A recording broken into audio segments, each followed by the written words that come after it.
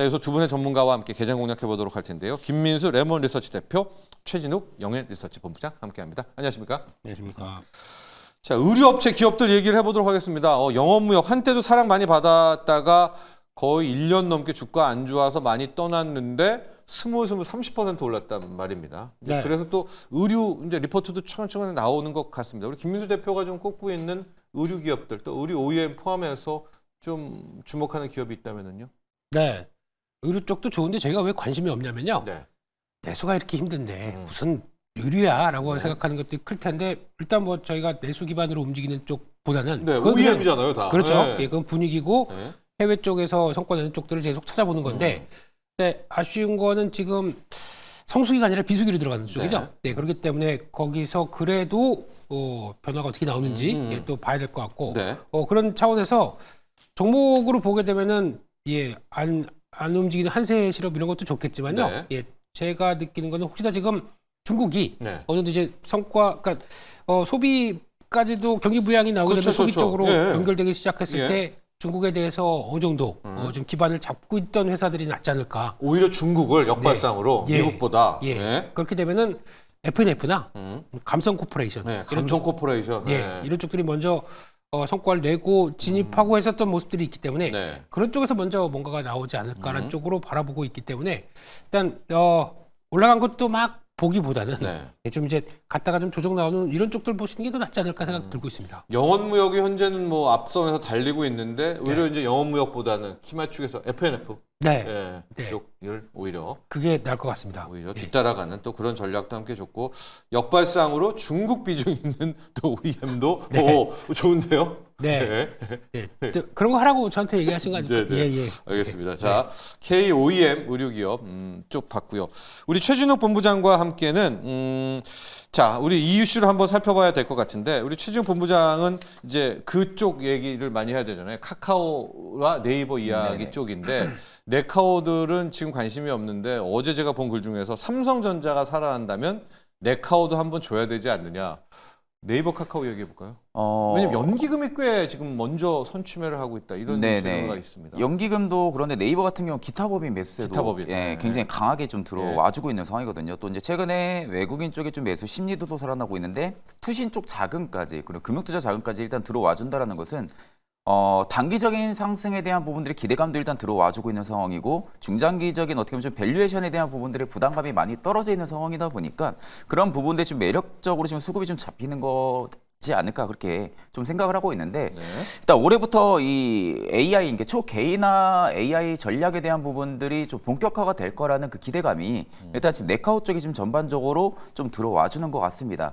거기에 일단 뭐 네이버 같은 경우는 온 서비스 AI라고 하죠. 전체 통합에 대한 부분들의 AI 모듈 서비스를 공개를 한다라고도 이야기를 한 상황이다 보니까 어떻게 보면 좀 AI 별도의 상용 서비스 대비해서 비용에 대한 부담감이 상당히 좀 적어들게 되면서 그렇다고 하게 되면 일단 이제 고객 수요에 대한 부분들을 충분히 증가를 시킬 수 있는 좀 어떤 그런 모멘텀들을 일단 좀 가지고 있지 않을까라고 좀 생각을 하고 있는 상황이고 일단 3월 26일이죠. 정기 주주총회에 대한 부분들이 일단은 지금 예정이 되어 있는 상황이다 보니까 이번 주총에서 만약에 네이버라든지 혹은 뭐 카카오라든지 이런 부분들이 있어가지고 이제 AI 쪽에 대한 부분들의 개인화 전략에 대한 부분들의 이야기가 좀 어떻게 나와주는지 여부가 좀 중요할 거라고 보고 있는 상황입니다. 거기 일단 뭐 네이버 같은 경우는 지금 뭐 잠깐 뭐 기술적 분석 보게 되면은 일봉선에서 뭐 중기 이평들이 전부 다 골든 크로스를 만들어준 상황이거든요. 단기 이평들이 아니라 중기 이평들이 지금 골든 크로스로 만들어졌다라는 것은 일단 단기간의 시세가 확실하게 저점을 올려 나가면서 계속 좀 위로 올라가 줄 수 있을 만한 그런 그림들은 지금 조성이 된 상황입니다. 그렇다 하게 되면 일단 저는 네이버 같은 경우는 한 19만 원대 이 라인만 지켜준다고 하게 되면은 충분히 저점을 계속 좀 높여나갈 가능성이 좀 높다고 보고 있는 구간대입니다. 네. 네이버 카카오 지금 들어가신 분들이 역시 얘기해 주시면 주총 보고 좀 들어가는 것 같거든요. 뭔가는 터트려 줄 것이다. 네네. 카카오도 이번에는 뭔가 하나 나오겠다 이런 건데 좀 너무나 좀 성급한가요? 또 조용한 주총이 될까요? 어떻게 보세요, 최준혁 본부장? 뭔가 뉴스는 하나 내어주겠죠? 일단 카카오 같은 경우가 네이버 대비해서 AI 쪽에 대한 부분들이 모멘텀이 많이 없었어요. 예, 그래서. 상대적으로 일단 뭐 기업에 대한 평가라든지 기대감이 좀 많이 낮춰져 있었던 부분들이 있는데 올해 연초부터죠. 오픈 AI랑 협력한다라는 부분들이 이야기가 나오면서 올해 2월에서 컨퍼런스 콜에서 오픈 AI와 관련해가지고 AI 쪽에 대한 부분들의 모듈을 뭐 공개한다라는 부분들이 지금 기대감이 일단 지금 카카오 쪽에서도 잡히고 있다라고 지금 보시면 되실 것 같습니다. 네. 다만 일단 뭐 네이버라든지 카카오 두 개 업종을 전부 다 인터넷 업종 두 개를 전부 다 가지고 가기에는 그렇죠. 좀 부담감이 저는 분명히 있다고 네, 봐요. 있어서. 네, 일단은 뭐 두 개 다 지금 올라갈 수 있을 만한 모멘텀적인 부분들은 AI 개인화 전략에 대한 부분들 대기 중인데. 네, 계기 중인 상황이고 그러면 지금 네이버라든지 카카오에 대한 부분들의 별도의 재료들이 많이 다르다고 하게 되면은 두 개의 포트를 또 편입을 해서 가져갈 수는 있겠지만 대부분 비슷합니다. 네. 대부분 비슷한 모멘텀으로 움직이기 때문에 저는 개인적으로 가지고 간다고 하게 되면은 카카오보다는 네이버 네이버가 쪽. 좋지 않을까라고 보고 있는 상황입니다. 자, 현재 시각 국내 증시 상황 보도록 하겠습니다. 0.76% 코스피, 코스닥 모두 상승 출발인데요. 코스피는 0.76%, 코스닥은 0.41% 상승 출발한 상태입니다. 외국인들 수급을 놓고 보면 오늘은 일단 약간 매도로 출발을 하고 있는데 하지만 선물을 거의 벌써 시작하자마자 2,000계약 넘게 또 순매수를 해주면서 외국인들 이제 그동안과의 이 선물 매도 포지션을 좀 많이 털어내고 있지 않나 이렇게 볼 수가 있습니다. 삼성전자가 역시 앞단에 서 있습니다. 1.7% 상승 출발을 하는데 다만 삼성전자가 좀 아쉬운 부분은 보통 3일 연속 보면 막 200만 주, 180만 주 외국인들 주문, 매수 주문 들어와서 사고 시작했잖아요. 오늘은 한 17만 주 매도 주문이 먼저 미국에서 외국에서 왔던 것 같아요.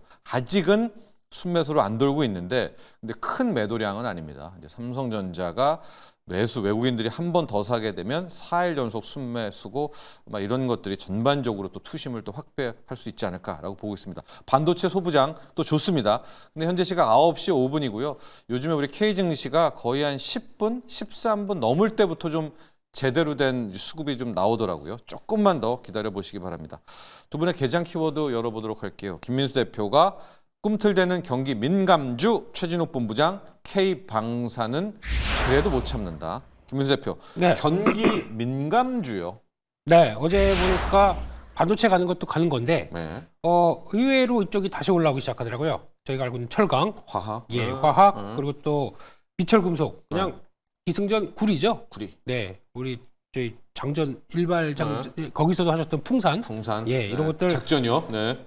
죄송합니다. 네. 코드를 네. 모르겠습니다. 예. 네. 거기서도 나왔던 것들 보게 되면은 시장에서 분위기는 일단 좀 이쪽도 다시 돌아간다라는 쪽에서 포인트가 맞춰져 있는데 네. 이제 구리 가격이 올라간다. 다음은 뭐 구리가 그의 관세를 매긴다라는 쪽에 대한 얘기도 나오고 있는데 그것뿐만 아니라 가장 기본이 중국의 여러 가지 경기 부양이 나오기 시작하면서 나오는 수요가 늘어나게 되면 그에 따라서 가격이 올라가는 이런 현상들에 초점을 맞춘다. 근데 가장 큰 특징은 이런 종목들이 밸류 베리트가 완전히 그냥 없는 상황이기 때문에 그러니까 밸류가 그냥 완전히 이거는 뭐 PBR 0.2가 자리가 잡아 있는 상황이기 때문에 여기서 뭔가 조금만 변화가 들어와도 흐름들이 나올 수 있겠다 이런 쪽으로 보는 상황들이죠. 넘치는 거죠, 밸류 매력이. 투자적으로 보면. 넘치고 넘쳐서 그냥 막 흘러내립니다 네, 네. 지금요. 네. 그런 쪽이다 보니까 거기서 나올 수 있을 때 이제 피해 상승 같은 경우가 아까 중국발로 나오기 시작하면 제품 가격들이 올라간다 그런 쪽인데 이제 Q가 이제 얼마만큼 확대되느냐 이 부분을 바라보는데 근데 그거 외에 지금 나오는 현상들이 오늘 포스코홀딩스에서도 나오는 현상이 일본의 지분 매각을 해서 나오는 현금이 들어온다라고 가지고 주가가 민감하게 작용한다는 얘기는 그만큼의 어떤 밸류가 가격적으로 높아서 나오는 변화다라고 봐야 될 것 같고요. 그런 쪽에서 흐름들을 체크를 할 때 이걸 추격 매수한다고 보시지 마시고 일단 어느 정도 개별적인 요인들 쪽에서 나오는 흐름 가지고 대응한다라고 봐야 될 것 같고요. 게다가 지금 어떻게 보면 장기 동평 기준들 다 했는데 거기까지 이제 시도는 막 들어가겠지만은 거기서 뛰어넘으려고 하게 된 조건들이 있을 거 아닙니까? 그런 조건들이 적어도 Q의 확정과 P와 Q가 다 좋아야 되는데 그 현상들이 이어가겠느냐라는 쪽들이 맞는 업체들 쪽으로만 보는 게 맞지 않겠나 그렇게 바라보고 있습니다. 네, 오늘 김민수 대표의 경기 민감주 키워드는 이 화학과 철강을 향한 거고요. 화학과 철강. 미국이 지금 중국에 태클을 걸고 뭐 철강에 관세도 매기고 하지만 중국 쪽 경기 부양 때문에 이제 더 이상 중국의 저가 화학, 저가 철강이 싹 사라졌다. 네. 이런 순간이라면 가격 반등까지도 함께 이야기해 볼 수가 있지 않느냐. 피까지 한번 보도록 할게요. 오늘 역시 이야기해 준 대로 철강 업종에 다 거의 대부분입니다. 화학 업종에도 대부분인데 지금 포스코 그룹은 철강 쪽 재료도 있지만 일본 지분 팔면서 돈 들어오는 것도 있단 말입니다. 그래서 네. 포스코 관련 그룹주 자체가 또 많이 오르고 있고요. 네. 뭐 철강이든 화학이든 김민수 대표는 오늘 뭐 경기 민감주 중에서는 어떤 종목을 좀 보고 계세요? 그래도 그나마 가장 나은 거는 풍산이라고 봐야 할 것 같습니다. 구리로 갑니까? 예, 예. 네네. 그쪽이 여전히 단단하게 움직이고 예. 있고 그러다 보니까 그쪽이 맞는 것 같고 그리고 좀 지금은 당장은 시장에서는 뭐 미치지 않는다고 하더라도 이런 쪽으로 나오게 되면 이제 구리가 올라갔었을 때 가장 수혜를 보는 쪽들은 전선 쪽이겠죠. 예. 그리고 전력에 대한 수요들이 같이 있다 보니까 이런 쪽들도 이제 서서히는 움직일 걸로 보여지고 있는데 당장은 아니다라고 하게 되면 눈치는 좀 보겠죠. 이런 쪽에서도 같이 보시면서 봐야 되지 않을까 싶기 때문에 네. 일단 포스코 쪽에 대한 변화를 좀 눈여겨봐야 될 것 같습니다. 이게 좀 포스코 홀딩스가 약간 대장이다. 대장의 역할을 네. 하고 있거든요. 그러니까 가장 무거웠던 저항선들이 넘어가기 시작하다 보니까 거기서 어느 쪽으로 변화가 나올지를 좀 체크해야 될 것 같은 그런 분위기입니다. 가능성은 50% 이상인가요? 포스코 홀딩스. 51%로 하겠습니다. 51%로. 네. 예. 네. 자, 철강화학 쪽에서 변화가 있고 우리 김민수 대표는 나름 긍정적으로, 그러니까 변화가 끌고 갈 것이다 쪽으로 일단은 보셨습니다. 철강에서는 포스코 홀딩스 하나 놓고 얘가 계속 가는지가 대한 중요하다. 그러나 이제 픽은 구리로 가시면서 풍산을요. 방산구리가 함께 있는 풍산까지 왔습니다. 자연스럽게 방산도 가봐야 될 것 같습니다. K방산 못 참지 우리 최진석 본부장. 그러게요. 어제 풍산이 오른 거는 이제 구리 때문에 오른 것 같은데 네네. K방산도 못 참죠. 그렇죠. 일단 저는 뭐 조정이 또 한 번의 기회가 되는 그런 장이 오지 않을까라고 좀 보고 있는 상황이고요. 네. 일단 뭐 최근에 뭐 러우 전쟁에 뭐 부분 휴전안을 합의했다고 했는데 제가 어제 뭐 이슈를 보니까 부분 휴전안을 합의를 하고 나서 몇 시간 안 돼서 또 우크라이나 에너지 시설을 타격을 했더라고요. 그만큼 이제 어떻게 보면은 영구 종전에 대해까지는 뭐 영토 문제도 분명히 있을 것이고 서방의 군사적인 지원에 대한 부분들은 뭐 중단이라든지 이런 부분들로 인해서 아마 계속해서 이제 기싸움들이 좀 돌입이 되지 않을까라고 좀 보고 있는 상황입니다. 거기에 일단 이제 중동 정세까지 트럼프 정권이 또 개입을 한 상황이고 그렇다 하게 되면 이제 뭐 서방 국가들도 위주적으로 이제 방산 무기 체제에 대한 부분들을 계속해서 좀 강화를 시킬 가능성이 높지 않을까. 좀 그렇게 보고 있는 상황이고요. 일단 이제 유럽 같은 경우도 현지 무기 우선 구매를 원하기는 하지만 이게 이제 물리적으로 캐파가 좀 어려운 상황입니다. 네. 그러니까 이제 어떻게 보면 산업 특성상 단기간에 무기를 생산을 해서 납품한다는 것 자체가 좀 어려운 그런 산업군인데 오히려 이제 한국 같은 경우는 반대죠. 납기라든지 뭐 가격이라든지 기술력이라든지 타 국가들 대비해서 뒤떨어지지 않는 그런 기술력을 일단은 갖추고 있는 상황이다 보니까 서방 국가들이 좀 어떻게 보면 방산의 유일한 좀 파트너라고 좀 볼 수가 있다라는 겁니다. 그렇다 하게 되면 지금 전 세계적으로 1년 국방비가 한 3천조 원 정도 1년에 한 3천조 원 정도가 된다고 하는데 그렇다 하게 되면 지금 한국의 수주 잔고가 한 100조 원 정도밖에 되지가 않은 상황이거든요. 네. 그렇다 하게 되면 일단은 지정학적 위험이 만약에 가중이 된다고 해도 방산 업체들 같은 경우는 지속된 수출 파이프라인이 좀 확대가 될 가능성이 올해도 좀 지속이 되지 않을까라는 관점으로 볼 때는 저는 뭐 조정이 나와준다라고 하게 되면 큰 추세 자체를 깨지 않는다라는 관점으로 볼 때는 또 조정의 또 매수 기회가 온다고 보고 있는 상황입니다. 네. 뭐 우리 최진욱 본부장의 탑픽이 있다면은요? 저는 일단 현대로템을 좀 보고 있는 상황이거든요. 사실 뭐 지금 방산주들 전반적으로 주가에 좀 펌핑이 잘 나온 상황이에요. 그러다 보니까 사실 뭐 이걸 잡나 저걸 잡나 뭐 그렇게 큰 차이는 없다라고 보고 있는 상황이거든요. 근데 다만 이제 오늘 조정이 나오는 부분들이 대부분 뭐 하나 에어로스페이스나 현대로템 굵직굵직한 그런 지금 방산 기업들 쪽에 지금 조정이 나와주고 있는데 그나마 현대로템 같은 경우가 거래량이 좀 많이 안 터져주고 있는 상황입니다. 하나시스템 같은 경우 오늘 좀 100만 주 넘게 지금 오전부터 터져주고 있는 상황이거든요. 근데 반대로 지금 현대로템 같은 경우 20만 주 정도밖에 거래 대금들이 안 터지고 있는 상황이다 보니까 실질적으로 저는 이제 현대로템 같은 경우가 지금 이평 라인대를 계속 좀 지켜줄 가능성이 좀 높다고 보고 있는 상황이에요. 그렇다 하게 되면 일단 이제 최근에 좀 급가속으로 올려준 부분들의 조정은 나와주고 있는 상황이고 그럼 5일선이라든지 나는 좀 길게 보겠다 하게 되면은 11선이나 21선 라인대를 현대로템이 지켜주고 오히려 좀 박스권 횡보를 또 이어 나가준다 하게 되면은 한 번 더 박스 상단을 돌파해주는 랠리 흐름들이 또 연출이 될 가능성이 굉장히 좀 높다고 보고 있거든요. 네. 그렇다 하게 되면 저는 일단 뭐 길게 본다라고 하게 되면 96,000원대까지는 조정이 나올 가능성은 높습니다. 저때가 기회예요, 그럼? 그렇죠. 저는 네. 오히려 96,000원대까지 눌림이 나오면은 네. 조금씩 분할로 좀 담을 것 같아요. 그렇기 때문에 나는 좀 단기적인 사이클을 노려본다고 해도 현대로템은 충분히 안정적이라고 보고 있는 상황이기도 합니다. 네. 좋습니다. 자, 방산 현대로템까지 봤고요. 엔비디아 젠슨왕 있었지 않습니까? 오늘 보면은 로봇은 그나마 젠슨왕의 입 때문에 살았는데 이 테슬라의 자율주행 재료가 안 먹히네요. 왜냐하면 좀 먹힐 줄 알았거든요. 그렇죠. 테슬라는 막상 반등을 했는데 네. 국내 쪽들은 거의 뭐 완전히 네. 재미를 못 보고 있는 그런 재미를 못 상황이고 봐요. 그러니까 뭐 나쁜 건 아니지만 네. 우린 재미를 봐야 되는데. 한때 저희가 관련 쪽에서 그 넥스트 칩이라고 있었습니다. 예, 예. 네, 관련해서 AS 하는 그 회사 아이다스. 예, 예, 예. 예. 그 아이다스. 쪽에서 유망하다고 그랬는데 지금 주가 보게 되면은 거의 50% 넘게 하락했던 모습이거든요 최근에. 예. 네, 그러니까 개별적인 기업 요인들도 있고 그런 쪽에서 지금 자율주행을 한다는 건 좋은 그쪽으로 트렌드가 가는 건 좋은데 맞는데 한국이 뭘 우린 할 수 아니다? 있을까? 예, 우린 뭘 할 수 있을까라고 했었을 때 가장 중요한 거는 자율주행의 근본은 기술도 중요하지만 정책적인 지원이 필요합니다.